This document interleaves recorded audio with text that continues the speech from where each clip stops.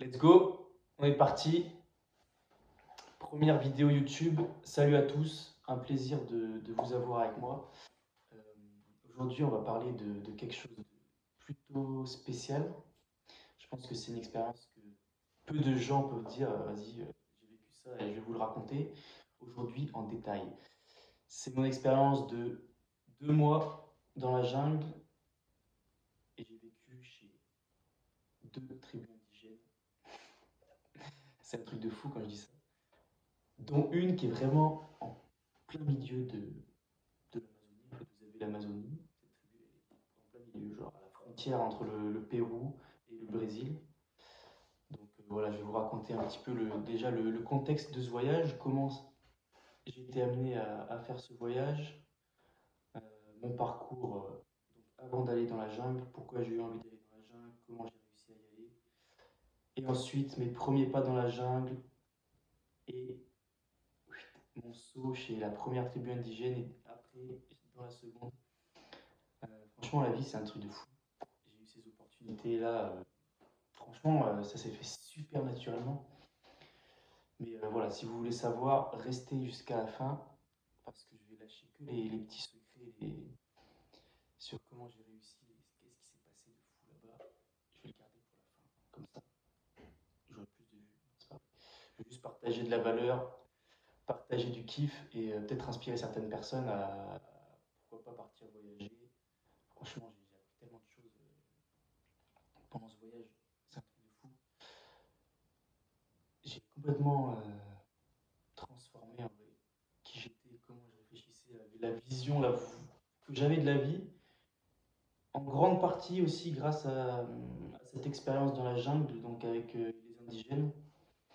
Ça a été une expérience transformatrice, vraiment transformatrice, qu'ils ont un mode de vie tellement différent d'une autre en fait que bah, en fait, soit tu t'adaptes en gardant tout ce que tu as de toi de la société française, consumériste, etc. Soit tu y vas, tu abandonnes tout, et vraiment tu te plonges dedans et tu vis avec eux à fond, quoi. Moi j'ai fait ça, et j'ai des frissons là quand je vous parle de ça, c'est dingue. Bon allez, contexte, du coup, j'ai fait une école d'ingénieur en mathématiques appliquées. Donc j'ai fini cette école en août 2023. Et là, j'avais déjà prévu de faire ce voyage en fait. Ces études, c'était vraiment difficile, je dirais, parce qu'après 2 ans de prépa, du coup, à Aix-en-Provence, je suis arrivé en école d'ingé. Normalement, voilà, 2 ans de prépa, j'ai bossé à fond. Euh, J'avais vraiment envie de liberté, en fait, quand je suis arrivé dans cette école-là, de profiter, faire la fête, avoir un peu plus de temps pour moi, pour mes projets, etc. Mais on est arrivé et hop, on a été cloisonné parce que c'était le Covid. Du coup, tout ce qui est bien en école d'ingé, donc les soirées, les assos, tout ça, hop, pas le droit, fermé. Enfermé chez nous, on voit même pas les collègues, on était en cours, en distanciel, du coup c'était dur, c'était dur. Et voilà, 3 ans, ça s'est passé, ça s'est amélioré au fur et à mesure, mais je me suis dit en fait, j'ai envie de choses plus profondes que ça, que juste être derrière mon ordinateur, voilà, taper du code et faire des simulations de vagues. C'est ça mon métier en ce moment. C'est super stylé, hein, c'est cool, mais j'avais envie ouais, de vivre une expérience de fou en fait, vraiment de vivre ma vie à fond quoi. Je me voyais pas passer 40 ans derrière un bureau et me dire putain, j'aurais kiffé aller voyager en Amérique du Sud, aller vivre avec des tribus indigènes. Maintenant, hop, je l'ai fait, tu vois. Et ça m'a donné envie d'y retourner. Bref, c'est pas le sujet.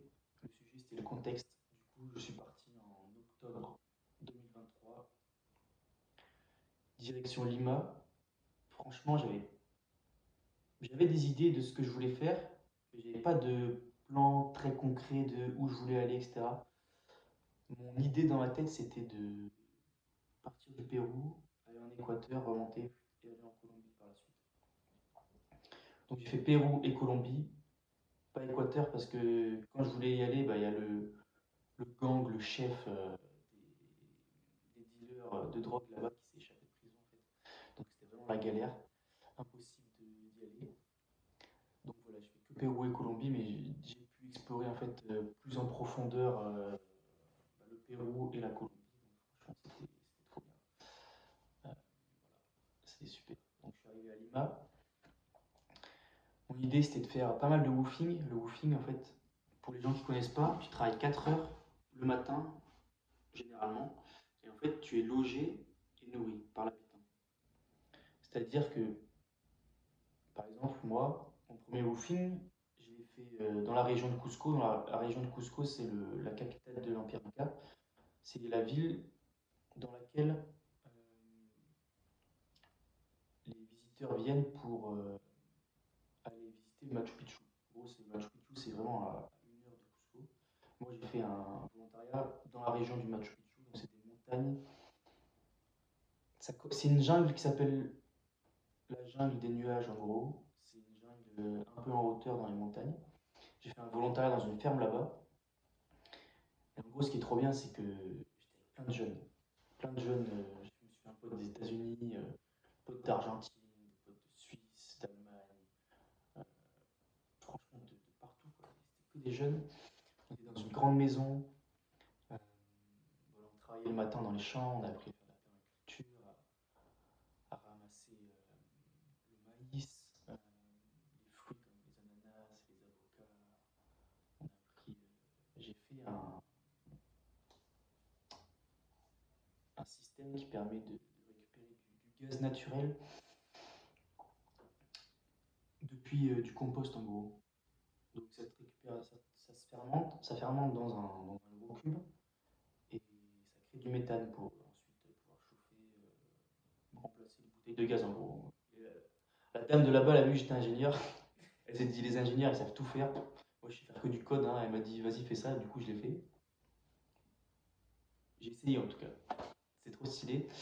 Et ouais en fait je travaillais le matin 4 heures, on était logés, nourris et en plus elle connaissait super bien la région, du coup, en fait, c'était une façon de pouvoir allier plein de choses en même temps. Donc, découvrir comment ils vivent dans ce pays-là, rencontrer des gens trop cool, apprendre des choses sur la permaculture, la culture en milieu plus tropical. Euh, ensuite, bah, c'est visiter une zone un peu plus intensément, une zone un peu plus reculée en fait. Pas une zone touristique, tu vois. J'aurais pu aller qu'à Cusco, que au Machu Picchu, mais moi, ça m'aurait pas plu en fait. J'aurais pas eu cette expérience vraiment profonde de vivre chez l'habitant, de voir comment les Péruviens y vivent en fait. Nous, les touristes qui vont à Cusco, ils voient pas comment les Péruviens y vivent. Ils vont dans leur hôtel, ensuite ils vont manger dans leur resto, tenus par des Français, parce qu'il y a beaucoup de Français là-bas qui s'expatrient, qui ont des restos. Ensuite ils vont au Machu Picchu, ils rentrent, ils disent ah, le Pérou, c'était super. Mais tu connais pas le Pérou? Tu sais pas ce que c'est? Bon, ça c'est mon avis personnel. C'était trop bien. Et là-bas, du coup, dans ce volontariat, je rencontre un pote américain du coup. Euh, ouais, on, on approche vraiment super rapidement en fait. Et on commence à parler, etc. Et puis lui, en fait, il avait les mêmes envies que moi. Il me disait, ah, j'aimerais trop aller dans la jungle, trouver une communauté euh, qui vit vraiment dans la jungle pour apprendre en fait, à vivre comme ces indigènes-là. Enfin, comme ces indigènes. Comme ouais, les tribus autochtones qui vivent dans la jungle plutôt frugalement, tu vois, dans des petites cabanes en bois, etc. Lui me dit, ouais, j'ai envie de faire ça aussi. Moi, j'avais vraiment cette envie-là qui vient de mon enfance parce que tu vois, j'ai toujours kiffé Tarzan, Mowgli, je voulais vivre dans une cabane dans les bois avec des tigres et tout. Et je me suis dit, mais vas-y, faut que j'y aille. Je suis en Amérique du Sud, je suis venu parce que je kiffe la jungle, je vais dans la jungle direct. Même s'il y a des moustiques, il y a des bêtes, il y a des serpents, je m'en bats les couilles, j'y vais direct. Et voilà, on est parti dans la jungle. Ah, mais non, j'ai oublié un truc. En fait, on se dit ça avec mon pote, et le lendemain, juste le lendemain, il y a une meuf qui arrive, du coup, notre pote d'Argentine. Elle nous dit, ouais les gars, vous savez pas où j'étais dans la jungle, dans une communauté fondée par un Français qui vit comme les indigènes et qui travaille avec eux. Et là, ça explose dans ma tête. Comment c'est possible? On en parle la veille, et hop, ça arrive d'un coup, le lendemain, comme ça. La vie, en vrai, pendant ce voyage, elle m'a montré que quand tu demandes des choses avec clarté et que c'est aligné avec ton cœur, ça arrive en fait. Ça arrive. Il faut juste avoir la foi et croire, et ça arrive. Nous, c'est arrivé le lendemain, hop, on est parti, genre 2 semaines après, on est dans la jungle. On est arrivé dans la jungle, Iquitos. Du coup, c'est la plus grande ville du monde non joignable en voiture. C'est-à-dire que c'est joignable qu'en bateau ou en avion. Donc, j'avoue, j'ai pris l'avion pour y aller. C'est pas ouf niveau écologie et tout, mais pour l'expérience, ça vaut le coup. Pour rentrer, j'ai pris le bateau. C'est pas rigolo, mais ça vaut le coup. On est arrivé là-bas, on allait direct dans cette communauté. Ils n'ont même pas de portable, en fait, de site internet, ils ont rien. Tu vas là-bas et t'es le bienvenu, t'es chez toi. Donc, on s'est fait déposer par un taxi, genre c'était à environ à 1 heure de la ville. On a marché pendant 45 minutes dans un petit chemin en terre, tout boueux, etc., pour arriver dans cette communauté. Puis on arrive, une grande maloca. Maloca, c'est en fait la maison au centre du village. C'est ce que les indigènes appellent comme ça, en fait. C'est une grande maison ronde avec des gros rondins de bois et des feuilles de palmier sur le dessus, comme ça, un peu en triangle. Ça fait comme une espèce de gros tipi. Du coup, on arrive là-dedans. La Maloca était immense. Franchement, ça faisait 5 mètres de haut. Je me dis comment ils ont construit ça avec leurs mains, tu vois. Puis on commence à discuter, etc. Et en fait, c'était une communauté où il y avait beaucoup de hippies. Là, du coup, le fondateur de cette communauté, Aroueris, elle s'appelle. Ça veut dire arc-en-ciel en espagnol. C'est un Français qui est venu au Pérou, qui a fait une cérémonie d'ayahuasca. Ayahuasca, c'est une plante très puissante qui est utilisée par les chamans péruviens et autres, dans d'autres pays aussi, pour soit communiquer avec les esprits de la nature et soit communiquer, ou les deux d'ailleurs, communiquer avec soi-même. En fait, tu vas voir tes peurs, tes rêves, tes... tu vas voyager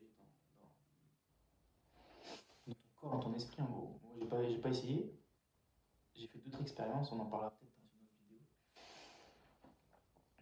Et donc, l'ayahuasca lui a dit reste, fonde une communauté ici, apparemment. Elle lui a donné un message en gros. Et du coup, il est resté. Il a fondé une giga communauté qui est fondée sur le partage en fait. Il n'y a pas de chef là-bas. Tout le monde est le chef. Donc, c'est une communauté où on fait du volontariat aussi. On travaille dans les champs la journée et on est nourri et logé. Mais en gros, le soir, on se réunissait autour du feu, dans la Maloca du coup. On s'asseyait tous en cercle et on parlait de l'organisation de la journée d'après, de comment on s'était senti, de ce qu'il fallait améliorer. Euh, et c'était formidable, vraiment trop puissant. Ça m'a aidé de ouf à m'exprimer en fait, à prendre ma place dans un groupe, à me dire ok, mon avis compte, mon avis il est important. Et c'est formidable en fait comme mode de fonctionnement, parce que tout le monde est impliqué, tout le monde a la même force, je dirais, de changer les choses en fait, et tu te sens concerné, tu te sens reconnaissant aussi, du coup tu vas donner plus à la communauté. Et je trouve que ça, là, ça a vraiment déjà fait une démarcation très nette avec notre monde à nous, en France par exemple, où tout est échelonné, tu vois. Et du coup, on a tendance à se sentir, à pas se sentir digne en fait, d'exprimer une opinion, de coacher quelqu'un par exemple, ou de donner des conseils, ou d'avoir un avis tout simplement. Et du coup, je trouve que c'est très plutôt malsain, tu vois. On va avoir tendance du coup à se culpabiliser, à dire non, en fait, c'est celui qui est au-dessus de moi qui prend les décisions, moi j'ai rien à dire, je suis personne. En fait, non, c'est pas comme ça que ça marche la vie. On a tous quatre bras, c'est que quand tu prends l'ayahuasca. On a tous deux mains, deux bras, deux jambes, une tête. On est tous pareils, hein. Franchement, pas de différence. Et du coup, voilà, cette communauté-là, je pourrais pas faire une vidéo sur ça parce que j'ai tellement de trucs à dire dessus. J'ai fait des cérémonies de zinzin en plein milieu de la jungle. Et j'ai vécu sans téléphone, sans internet, pieds nus, tout nu des fois, parce que les hippies, c'est comme ça. Et sans toilette, sans rien en fait, j'avais rien. Mais putain, qu'est-ce que c'était incroyablement bon. Ça change la vie. C'est dur, hein. C'est dur. T'es tout seul face à toi-même. T'es là, il y a les autres, toi, la jungle. Et tout veut te bouffer dans la jungle. Genre les serpents, les araignées, les fourmis, les moustiques. T'as pas d'échappatoire. Par exemple, si t'es pas bien, tu peux pas aller manger ton petit pain au chocolat. Tu peux pas aller scroller sur Instagram. Tu peux pas. Tu peux pas en fait. T'es là. T'es avec toi-même. Avec la chaleur, avec les moustiques, avec tes piqûres. Je me rappelle, au bout d'une semaine, j'avais 100 piqûres sur le pied droit. J'ai une vidéo, c'est un truc de fou. Genre, et tout mon corps était comme ça. Là, je me disais, putain, qu'est-ce que je fous là? Mais du coup, je faisais quoi? Je méditais, je me baladais dehors, dans les arbres, je lisais beaucoup, je travaillais, et wow, truc de fou quoi. Je me suis reconnecté en fait à moi-même. Et que j'aurais jamais imaginé que c'était possible à ce point-là. En fait, faut le vivre pour le croire. T'es obligé de le vivre. C'est pour ça que voilà, j'ai envie de partager ça avec les gens. J'ai envie de faire des retraites dans la nature où on se déconnecte de tout ce que tu as l'impression d'être de la société, de toutes les injonctions, de ouais, moi, il faut que je fasse ça, il faut que je fasse ça, il faut que je réponde à tel message, il est telle heure, il faut que je me lève. Non, on s'en bat les couilles. Ok, tu es dans la nature, c'est tout. Tu vis.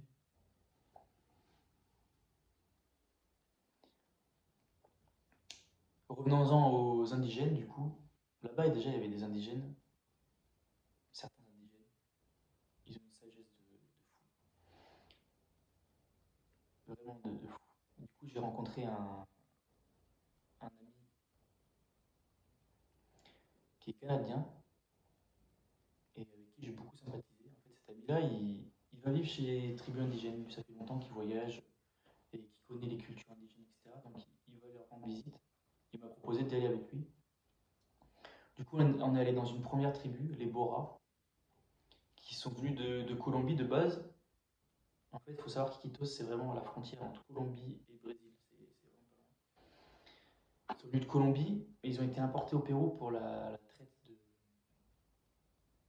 des esclaves, en gros. C'était pour le caoutchouc, pour extraire le caoutchouc des arbres dans la forêt amazonienne. Donc, ils sont implantés ici, pas loin d'Iquitos. On a fait quoi, un jour de bateau pour y aller. On dormait dans des hamacs dans le bateau et tout, c'était super. Et genre, on leur ramenait de la bouffe, on leur ramenait des lampes avec des panneaux solaires, vraiment plein de trucs. Parce qu'en fait, ils nous ont accueillis comme si on était de la famille, tu vois. Genre vraiment avec le cœur, ils nous ont dit, ouais, vous êtes chez vous en fait. Vous êtes chez vous. Si vous voulez manger ça, vous mangez. Si vous voulez faire ça, vous le faites. Ils nous ont accueillis comme la famille en fait. Ils nous ont rien demandé, pas d'argent. Ils parlaient espagnol parce que maintenant, comme ils sont proches de la ville, ils ont appris à parler espagnol, donc on pouvait communiquer avec eux. Déjà, se faire recevoir comme ça par des gens qui ont rien en fait, qui savent que nous, on est riches, qu'on pourrait les régaler, et ils s'en foutent. Qu'est-ce qu'ils en ont à foutre de 100 balles, de 100 euros? En vrai, je dis ça, mais c'est pas vrai. Parce que la société, elle est arrivée dans cette tribu, et du coup, qu'est-ce qui arrive avec la société? Les premiers trucs que tu mets, alcool, sucre, ça les ronge. Ah oui, et religion aussi. Parce que tu as une moitié du village qui est christianiste, du coup qui croit en religion chrétienne, et une autre partie qui est fidèle à leur croyance ancestrale, en gros, qui croit en Dieu de la nature, dans les esprits, etc. Il y a une scission entre les deux parties du village. En fait. Elles ne se parlent plus, elles ne communiquent plus ensemble. Et la partie plus chrétienne, même la partie ancestrale, en fait, ils ont commencé à boire du coca, boire de l'alcool, manger des sneakers. J'ai trouvé des papiers de sneakers en plein milieu de la jungle. J'étais choqué. Et en fait, ça les détruit. Ça les détruit parce que ils sont pas habitués en fait à ça. Leur corps n'est pas habitué. Et du coup, quand tu prends une dose de ça la première fois, mais on se rend pas compte à quel point c'est un poison de fou, l'alcool et le sucre. Moi, je l'ai vu en prenant conscience de ça. En fait, eux, ils n'étaient pas habitués à ça et du coup, ils avaient vraiment les vrais effets que ça fait sur un corps vierge, en fait, sur un corps en bonne santé. Et les gars, ils sont alcooliques de fou. Ils sont tous alcooliques. Pas tous, mais presque. Et ils se mettent dans des états, mais ça fait peur. Vraiment, ça fait peur. Le sucre aussi, genre, je sais pas comment expliquer. Ils deviennent addicts très vite, quoi. Ils sont même plus eux-mêmes, en fait. Je comparais par rapport aux gens qui vraiment en consommaient régulièrement et ceux qui étaient dans la partie plus ancestrale, qui continuent à manger des choses saines. Bah, ils mangent tous des choses saines, de toute façon, ils n'ont pas le choix, ils n'ont pas de supermarché. Ceux qui étaient, ils étaient vraiment authentiques, vraiment vrais, vraiment plein d'amour, de cœur, ils donnaient, ils étaient vraiment en paix, quoi. Et les autres, ils étaient un peu plus méfiants, un peu plus, ouais, te regarder comme ça et tout. Ouais, l'alcool, ça détruit.